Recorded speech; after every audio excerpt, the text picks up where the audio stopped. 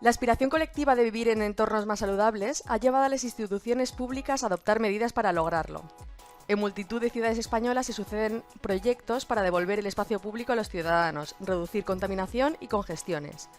Lo mismo sucede con las empresas, que ya están empezando a impulsar iniciativas para reducir el impacto de los desplazamientos de sus trabajadores. Para aportar luz a estos y otros asuntos relacionados con el reto de la movilidad urbana sostenible, tenemos hoy con nosotros a David Zambrana, líder del equipo de sostenibilidad en CIRCE, Felipe del Busto, experto en movilidad sostenible en el Centro Tecnológico, y Alfredo Elías, líder del equipo de inteligencia de mercado. En los últimos años, el principal abordaje de la movilidad sostenible ha sido la reducción de emisiones contaminantes. Sin embargo, la respuesta podría ser más compleja que sustituir solo los vehículos actuales por otros menos contaminantes o eléctricos. En este sentido, el concepto de la movilidad un poco se hace muy amplio, con diferentes interpretaciones. Entonces, ¿cuál es un poco vuestro punto de vista en este sentido? ¿Cuál es un poco el alcance de la movilidad sostenible urbana y hasta dónde llega ese concepto? Pues a ver, como concepto al final quiere atender lo que se habla de sostenible, ¿no? Las tres patas de la sostenibilidad, tanto económica, social como ambiental. Y en eso sí es cierto que se pone el foco en la contaminación, sobre todo en los gases de efecto invernadero, por el gran reto que supone para este siglo el cambio climático. Pero no es, es apenas uno de los problemas que tiene, digamos, el sistema de transporte que hemos instaurado en nuestras ciudades.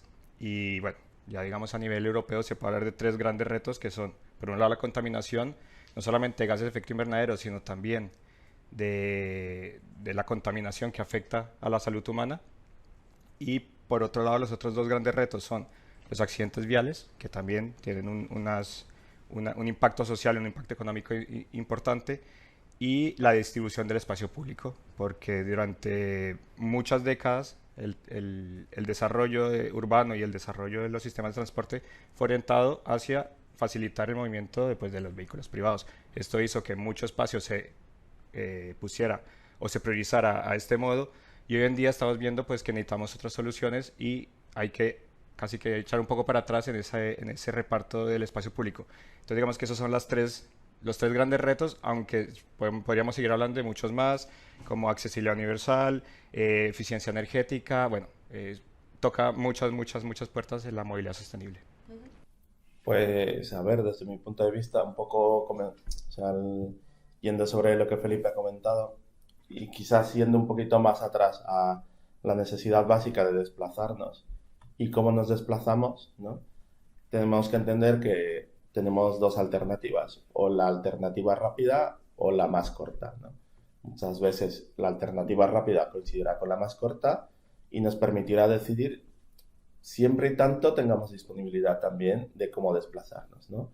Si pensamos en que una persona se quiere desplazar 1 kilómetro, lo podrá hacer pues, en una bicicleta, en un vehículo privado, en vehículos colectivos, etcétera. Y la confluencia simultánea de personas que se quieren desplazar a un mismo punto va a ocasionar que zonas de la ciudad pues, tengan mayor contaminación, mayor ruido y necesiten desde pues, los municipios una planificación de esa confluencia, ¿no? Pongo el ejemplo, por ejemplo, de un colegio a las 9 de la mañana donde 100 padres tienen que dejar a los niños antes de las 9, ¿no? Entonces, pueden ir en diferentes modos de transporte y van a ocasionar un problema, evidentemente, porque la infraestructura no está preparada para recibir 100 vehículos en un espacio de 10 minutos, ¿no? Desde luego, hay muchas formas de ver cómo resolver estos problemas de afluencia, ya sea limitando pues la afluencia de distintos tipos de vehículos o facilitando otros, o como Felipe dice, pues poniendo limitaciones.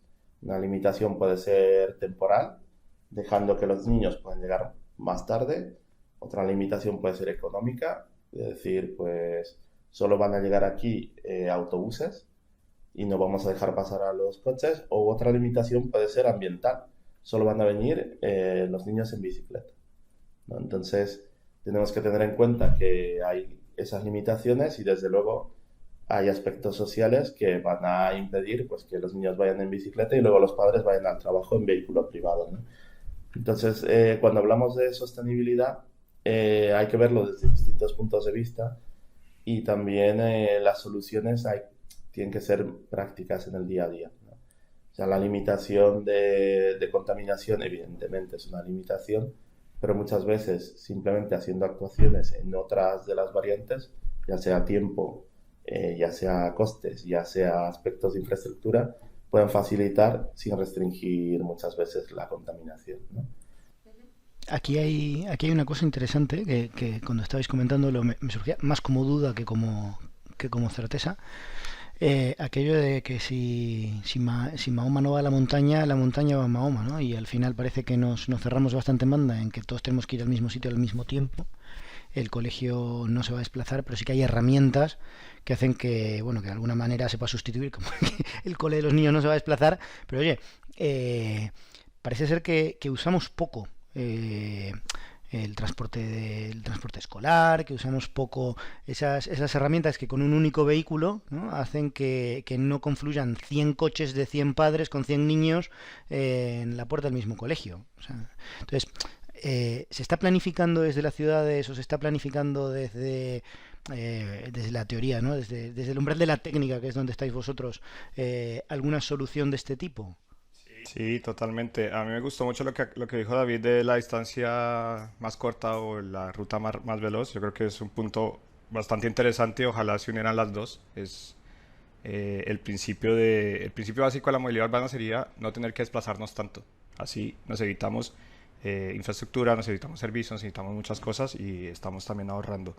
Y de lo que comentas de, por ejemplo, esto de todo el mundo tiene que ir a un lugar específico, a una hora determinada, existen sí, muchas herramientas, y no solamente porque, claro, atendemos la parte de infraestructura, atendemos la parte de tecnología de los vehículos, atendemos, pero es que realmente también estamos tratando con un hábito que tenemos todos, que llevamos más de medio siglo, sabiendo que nos movemos o priorizando cómo tengo que ir a tal sitio, pues el coche es la forma más fácil, subo a los niños, voy hasta allá. Eso es algo que también se tiene que trabajar y se trabaja bastante. Por ejemplo, en el caso que estás poniendo de los coles, ¿no? Empezar a trabajar con las personas, con los padres, con los profesores, a ver qué solución se puede dar sin que eso significa tener que hacer grandes inversiones, sino poco a poco ver cómo podemos reemplazar algunos viajes en vehículo privado de baja ocupación, pues a vehículo compartido con un vehículo pues que esté optimizado en términos de pasajeros, o a una ruta en bicicleta segura donde todos los niños puedan acudir a su cole, porque algunos padres están también ayudando a monitorizar, a acompañar con profesores. Bueno, viene un poco por ahí, no solamente el tema de tener que avanzar tecnológicamente o en servicios, infraestructura, aplicaciones, que todo parece que tiene que ir por ese sentido. A ver, ahí un poco es que es lo que pasa también con las empresas, es decir, de toda la vida se ha ido al cole en vehículo privado o andando en bicicleta, hasta que pues los coles se han quedado en centros urbanos o al lado de residencias donde ya es un problema tener tantos coches que aparcan en los vados o pues que no dejan pasar al autobús, etcétera. Pasa con las empresas, lo hemos vivido todos cuando se abre un nuevo centro comercial cerca de nuestra casa, un pádel, un gimnasio, y no tienen las plazas suficientes de aparcamiento. A continuación, pues te ves con la tesitura de que a ciertas horas tienes a todos los coches aparcados en tu acera, ¿no? O en tu calle. Entonces, empieza a ser un problema no tener esa disponibilidad de vehículos, vamos a decir, públicos que permitan trasladar esa cantidad de gente, y se recoge en las nuevas leyes de movilidad que centros de atracción de más de cierto número de personas tengan que contar con un plan de movilidad, hayan visto qué opciones hay para que la gente se pueda desplazar ahí desde un punto de vista sostenible, pero también práctico. Pero esto también pasa con las empresas, ¿no? O sea, empresas con muchos trabajadores, que naturalmente los turnos son todos a la vez. La ley va por ahí, ¿no? No sé bien cómo es esto. Eso es, va por ahí, va por turnos, ya sean pues 500 trabajadores al menos que se tengan que desplazar. Lo digo al menos porque realmente todos los que son centros de atracción, llámese oficinas, coles, bibliotecas, hospitales, etcétera, no tanto por el número, pero tengan que pensar en cómo va a venir esa gente, ¿no? Si el único hospital del pueblo, en Teruel, no tiene accesibilidad mediante o frecuencias de autobús y todos tenemos que ir en vehículo privado, pues hay una limitación para aquellos pacientes, personas mayores que no pueden ya conducir un coche, ¿no? Entonces, Claro, pero en este caso el hospital, bueno, entiendo que en coordinación con la autoridad pertinente tendrá que poner un autobús, pero en el caso de mi empresa, si tengo, yo qué sé, un turno de 250 trabajadores y al turno siguiente salen 250, entran otros 250, o tengo... ahí pongo el foco, es decir, en el cole es un poquito más evidente que tenga que ser el ayuntamiento Claro, quien facilite ese autobús.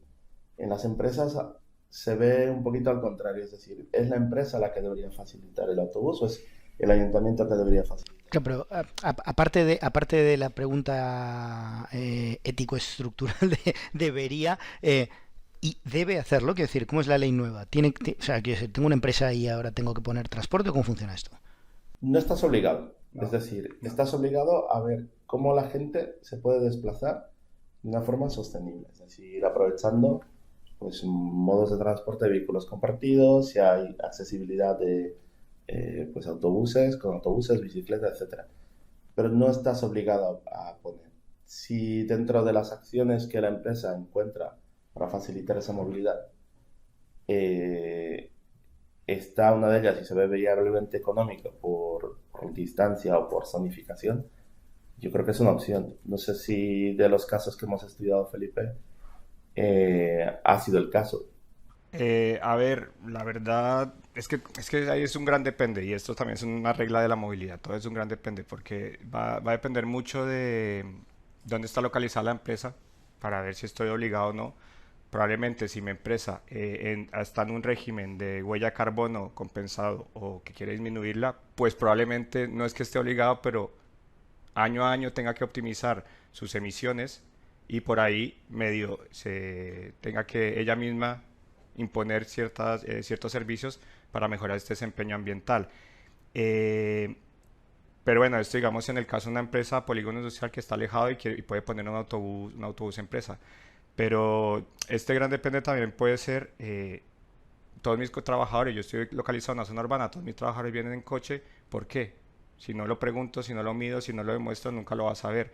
Y a lo mejor haciendo simplemente ya la parte más de diagnóstico de cómo estoy, puedo ir al ayuntamiento, puedo ir a mi distrito, puedo ir y decir, oye, es que yo quiero mejorar, pero es que para aquí no pasa ningún autobús, ¿cómo podemos hacer?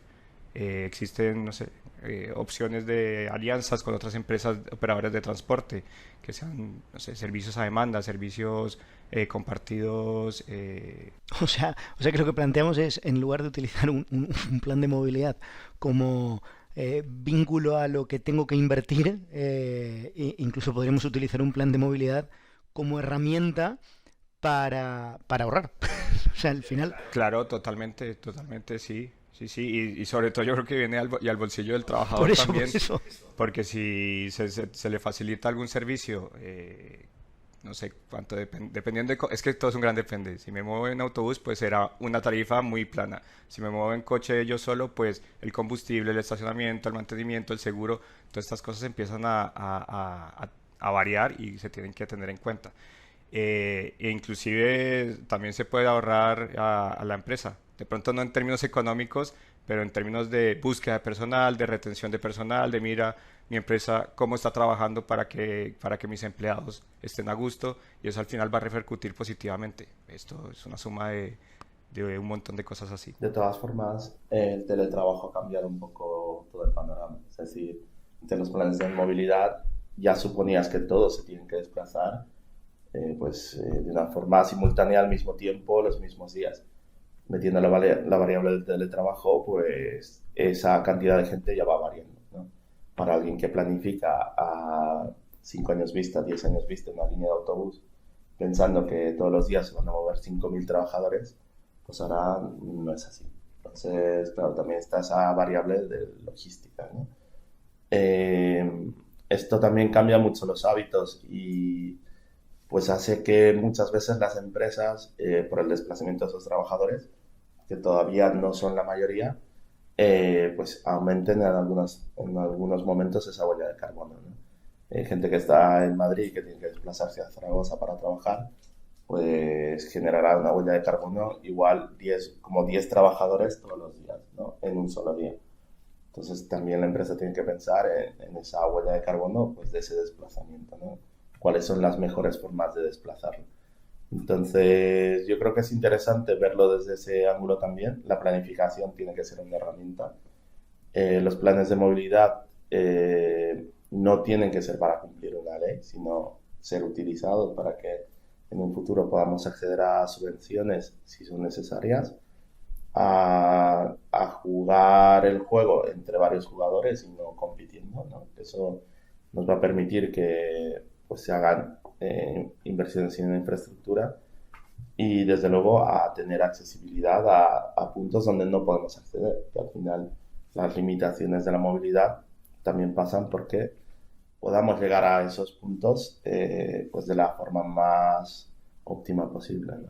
Porque otro tema del que me gustaría hablar son, muy interesante todo esto que habéis contado, ¿no? De los planes de movilidad en las empresas y un poco los retos que hay a nivel urbano, pero también me parece muy interesante tratar el tema de las zonas de bajas emisiones, que es un tema que se ha hablado mucho, que parecía ser una obligación, pero para muchas ciudades sigue siendo un tema pendiente. Entonces, un poco me gustaría comentar con vosotros a ver si hay alguna forma exitosa de implantar zonas de bajas emisiones. No hay una receta mágica y que se necesita un poco para trabajar en ellas, porque es algo que se va a tener que hacer y todavía está pendiente en muchas ocasiones. Sí, digamos que conceptualmente la gran receta de la movilidad sostenible es lo que se llama la gestión de la demanda del transporte.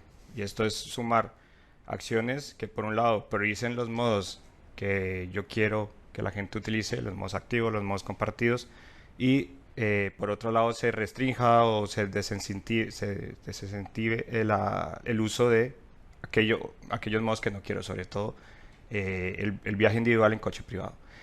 Entonces, por un lado está la zona de bajas emisiones que tiene un mensaje clarísimo de no vengas en coche, ¿no?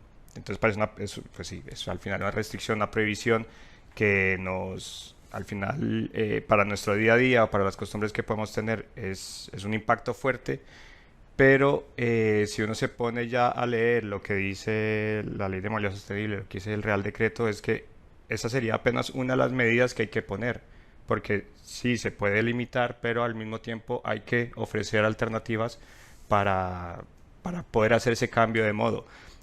Ahora no recuerdo bien, pero si se mencionan en estos documentos 11 medidas, tipos de medidas, una es la zona de bajas emisiones, las otras son infraestructura ciclista, peatonal, servicios de transporte público, bueno, hay un montón de medidas más por un lado, no te digo, no vengas en este modo, pero por otro lado te digo, te ofrezco estos otros.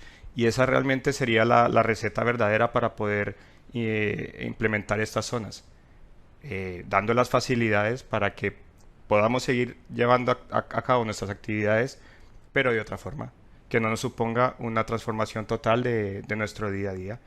Es poco a poco, obviamente también el transformar las ciudades, la forma más morfológica de las ciudades que llevamos tantos años construyéndolas en una sola dirección, pues va a costar. Y esto un poco también apunta hacia allí, ¿no? Bueno, pues pongo unas zonas, dependiendo de la realidad de mi ciudad, porque bueno, ya lo hemos comentado, dependerá de dónde están localizados mis servicios, mis industrias, mis puestos de trabajo, para entender por qué la gente viene ahí y entender por qué en ese punto, en ciertas horas, hay mayor contaminación. Se puede. Zonas centrales, como que lo que a todos se nos viene a la cabeza es la zona central, pero pueden haber zonas periféricas que también sufren de esto, y por ahí es que la receta no puede ser única. Pero lo importante es que, independientemente de dónde se limite en la zona de bajas emisiones, es que a esa zona hay que llevarle muchos servicios y muchas alternativas para que la gente se pueda seguir moviendo de manera sí, cómoda, rápida. Al final no solamente el tema ambiental, está la parte social, la parte económica, que si nos movemos es por algo, pues es para trabajar, es para estudiar, es para crecer, desarrollarnos.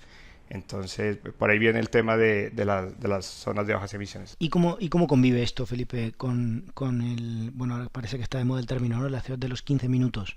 Que, claro, es que yo me lo imagino, tenemos la suerte de vivir en Zaragoza, pero en ciudades más grandes, más congestionadas, nos ponemos a hacer desplazamientos de 15 minutos como perímetro en el que tiene que estar toda mi vida, a los servicios, el cole del niño, el supermercado, el hospital por si acaso, o sea, todo.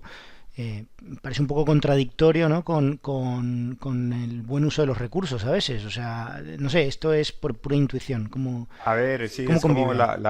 ¿no? La gran receta de París que tiene ahora la bandera que tiene la ciudad a los 15 minutos y lo que dices de, tengo la suerte de vivir en Zaragoza, es verdad, aquí ya por cierto desarrollo histórico que tiene la ciudad, en muchos de nuestros casos, nuestros movimientos están dentro de esos 15 minutos, muchas veces caminando.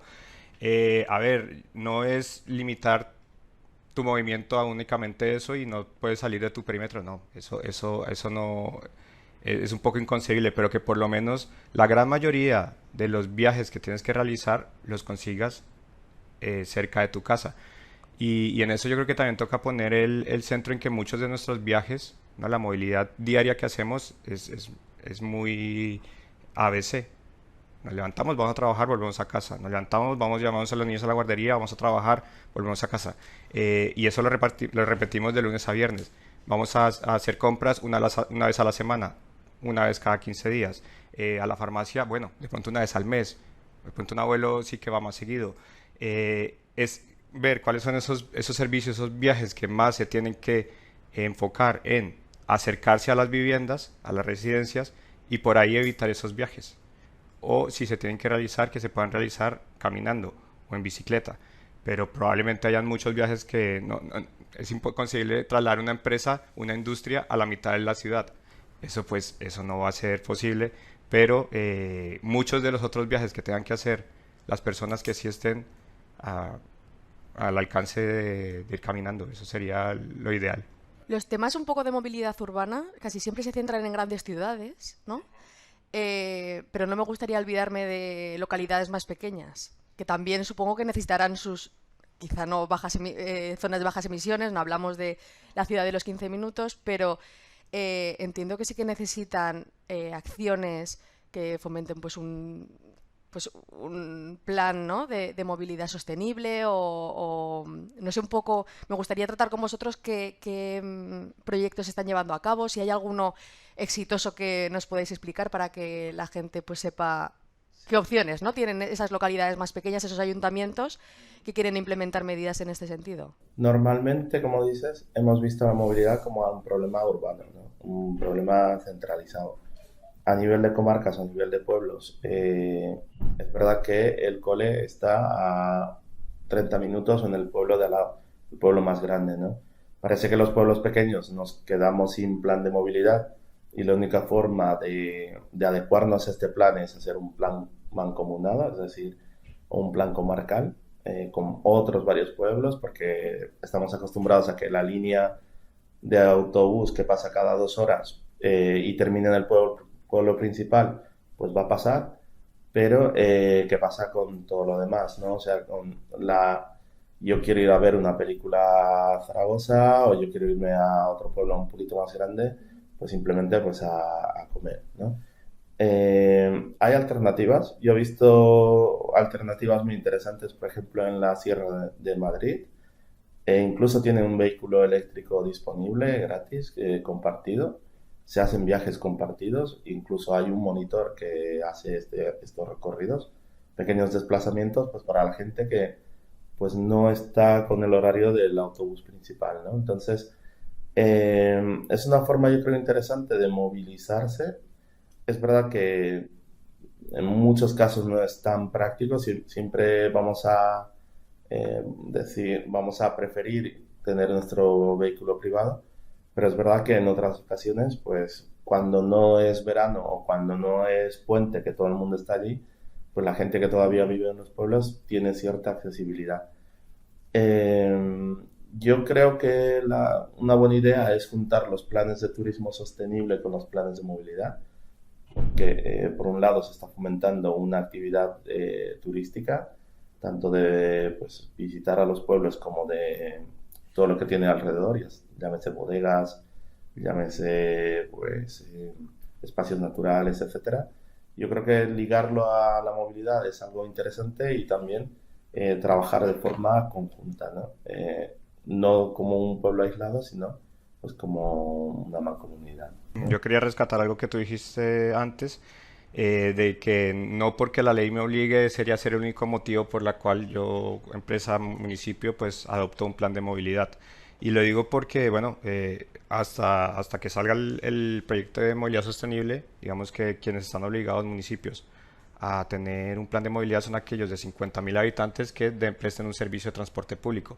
Pero nosotros aquí hemos asesorado, hemos trabajado con municipios mucho más pequeños, y que han sido bastante exitosos. Yo creo que el caso con el que más hemos colaborado, el municipio de Monzón, eh, que ya el solo hecho de tener un PEMUS, tener un pase, le dio acceso a subvenciones importantes.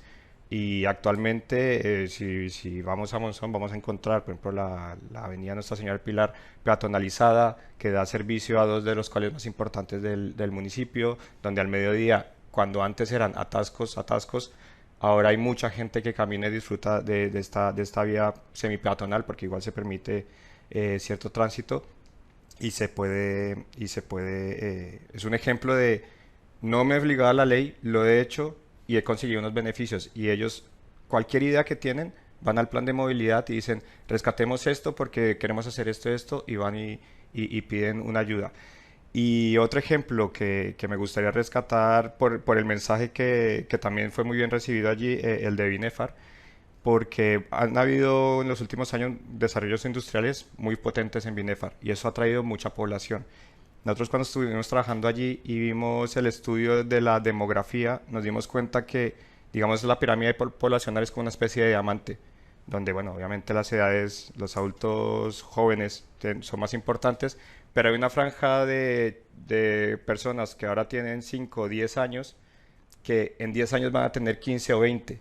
Y yo les decía a los técnicos y al alcalde, si se trabaja desde ya, porque estos chicos empiezan a ver que en su municipio se puede viajar en bicicleta, en patinete, caminando, pues cuando tengan 25 o 30 es que va a ser lo normal. Y es una gran oportunidad para el municipio trabajar desde hoy para que en 10 años esto sea lo normal. Y la verdad es que es eso, no hay que olvidar nunca, los, los sistemas urbanos de ciudades muy grandes son demasiado complejos, pero eso no quita que se pueda trabajar también en pequeños municipios y se puedan generar cosas que impactan muy positivamente a la población. Ujú. Pues oye, muy interesante todo lo que nos habéis contado hoy. Me quedo un poco con la idea de que la movilidad sostenible pues es algo que engloba muchas aristas, ¿no? De sostenibilidad, de medio ambiente, de desplazamientos, vehículo eléctrico y que afecta no solo a grandes ciudades, sino también a localidades más pequeñas, administraciones públicas, sobre todo a los ciudadanos, ¿no?